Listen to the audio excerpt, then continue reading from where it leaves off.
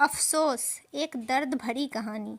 राम और शालिनी की शादी को 5 साल हो चुके हैं और दोनों में बहुत गहरा प्रेम है। लेकिन उनकी ज़िंदगी अभी भी अधूरी है क्योंकि इनके पास अभी एक भी बच्चा नहीं है। फिर भी इन्हें विश्वास है कि इस साल इन्हें बच्चा हो जाएगा। दोनों के बीच इतना प्यार है कि ये एक दूसरे के बिना बिल्कुल नहीं रह सकते। बच्चा नहीं होने के कारण राम के माँ बाप शालिनी को कभी कभी ताने भी मार देते हैं और शालिनी भी सुन लेती है क्योंकि उसे यकीन है कि उसे बच्चा ज़रूर होगा। यूं ही समय बीतता चला गया और एक दिन जब राम ऑफिस से घर आ रहा था तो उसने शालिनी को बाजार में किसी दूसरे व्यक्ति के साथ देखा।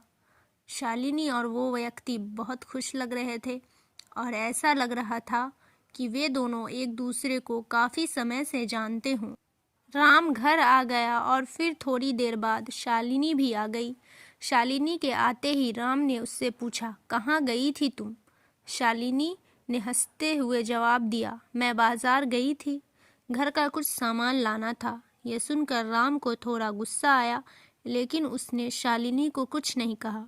उसके बाद राम ने कई बार शालिनी को उस आदमी के साथ अलग अलग जगहों पर देखा और एक दिन राम ने देखा वो आदमी शालिनी को घर तक छोड़ने आया था। शालिनी उसके साथ बहुत खुश लग रही थी। उस आदमी ने शालिनी को घर के बाहर छोड़ा और चला गया।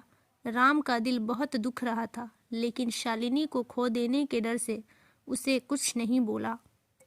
एक दिन राम घर पर बैठा था कि तभी शालिनी का मोबाइल फ़ोन बजा। शालिनी बाथरूम में थी, इसलिए राम ने फ़ोन उठा लिया। फ़ोन उठाते ही दूसरी तरफ से आवाज़ आई, हेलो शालिनी, मैं थोड़ी देर में घर आ रहा हूँ, कुछ ज़रूरी बात करनी है। बस इतना कहकर उस आदमी ने फ़ोन कट कर दिया। अब राम ये सोचने लगा कि उस आदमी को उसका नाम कैसे पता। राम के दिमाग में कई तरह के सवाल आ रहे थे। राम को लगा शायद ये वही आदमी है जिसके साथ शालिनी अक्सर घूमती है। राम को लगा कि शायद शालिनी उससे तलाक लेना चाहती है और इसलिए वो आदमी घर बात करने आ रहा है। राम बहुत उदास हो गया। वो अपनी शादी को टूटने नहीं देना चाहता था, लेकिन शालिनी ने धोखा दिया था तो उसे कुछ भी समझ नहीं आ रहा था। राम अपने बीवी को खोने के डर से घबरा गया था और वहीं ज़मीन पर गिर गया। इतने में शालिनी भी बाहर आ गई और उसने राम को उठाया और पूछा, क्या हुआ तुम्हें? तुम ठीक तो हो? राम ने गुस्से में शालिनी को धक्का दिया और वो गिर गई। उसका सिर पास रखे टेबल पर लगा। शालिनी कोई हरकत नहीं कर रही थी। कांपते हुए हाथों से राम ने शालिनी को अपनी बाहों में उठाया और देखा कि उसके सिर पर बहुत गहरी चोट लगी है, जिसकी वजह से शालिनी बेहोश हो गई है। तभी राम की नज़र शालिनी के हाथों में पकड़े हुए एक लिफाफे पर गई। उसने लिफाफा खोला तो उसमें लिखा था, डियर राम, तुम्हें कई दिनों से बताना चाहती थी लेकिन सोचा कि तुम्हें सरप्राइज़ दूं। मैं पिछले कई दिनों से अपने इलाज के लिए एक डॉक्टर के पास गई थी और वो डॉक्टर मेरा कज़िन भाई था जो बचपन में फ़ॉरेन चला गया था। उसने मेरा ट्रीटमेंट शुरू किया था और अब मैं 2 महीने प्रेग्नेंट हूँ। आज मैंने उसे खाने पर बुलाया है, तुम उससे मिलकर बहुत खुश होगे।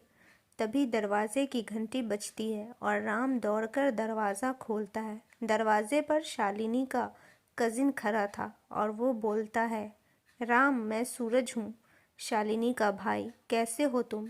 तभी सूरज की नज़र शालिनी पर पड़ती है। खून से लथपथ ज़मीन पर पड़ी थी। सूरज फौरन शालिनी को अस्पताल ले जाता है और वहाँ शालिनी कोमा में चली जाती है और अपने बच्चे को भी खो देती है। राम अपना सिर पकड़कर शालिनी के पैरों के पास बैठा उससे माफ़ी मांगना चाहता था, लेकिन शालिनी अभी तक कोमा में ही थी। एक छोटी सी गलतफहमी की वजह से राम और शालिनी के रिश्ते में भूचाल आ गया। राम अफसोस के बजाय और कर भी क्या सकता था।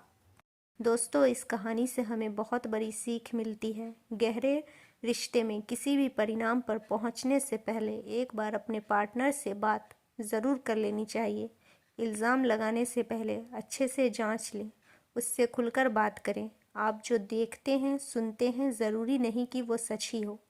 तो कहानी कैसी लगी आप लोग कमेंट करके बताएं और चैनल को सब्सक्राइब ज़रूर कर लें, वीडियो को लाइक करें और दोस्तों के साथ शेयर करें। Thank you.